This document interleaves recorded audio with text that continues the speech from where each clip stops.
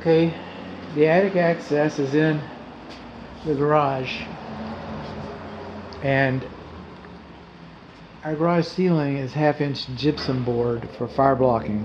That's why our door is supposed to have a self-closing spring. This one's been adjusted out. We want to separate the garage from the attic space from the living space, the living space from the garage space. We want to compartmentalize all three of those areas to keep fire from spreading. We put this nice ladder up here. Can't wait to get up it. I always enjoy using a good ladder. 350 pounds, it ought to hold me. But this board right here, okay, it's not quite the same as 1/2-inch gypsum board. So unless I'm reading something up here, and it doesn't look like I am, do not cover this level. Has been designed for residential use only. Do not disassemble always, but I do not see a fire rating on this door. So basically you've got a hole in your garage. Now this is kind of nice. We've got a protective cover over our light up there, and we got radiant panels. This is good. In this first video we're going to concentrate on the attic, and then we're going to have another video where we concentrate on the mechanical systems inside the attic. We've already looked at the water heater. You haven't seen that video yet, if you're watching them in the order of the report. But we've looked at the condensing unit too, by the way. Okay, furnace light switch is on. I like this. Handles. We're supposed to have handles. We got covers. Man, we got barriers holding the insulation. This is all just too sweet. We got about 17 inches of loose fill insulation. We got walkways.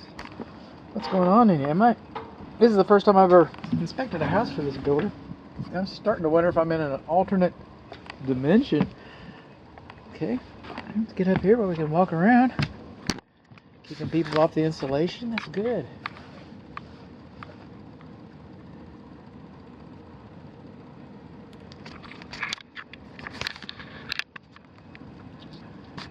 I'll kind of talk as I'm going. Look how straight those air duct runs are.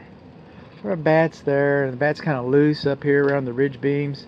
We're probably going to get, when we do infrared, we're probably going to view a little thermal bridging up there. That could have been done a little better, a little more precise. I'm not going to trip on this. It's painted red. Look at there, protecting the gas piping from pedestrian traffic. Look at that.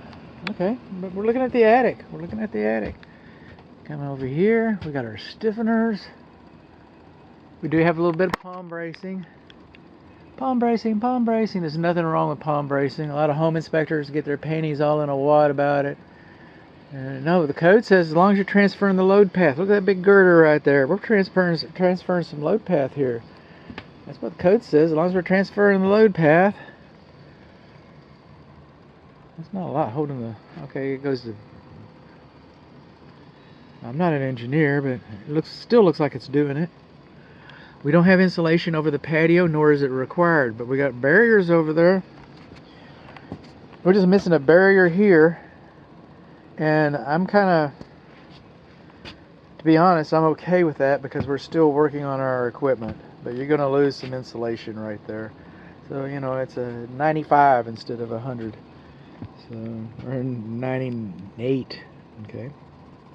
Continuous soffit vents, continuous soffit vent baffles. And again, a 14, so I'm getting 14 inches over here.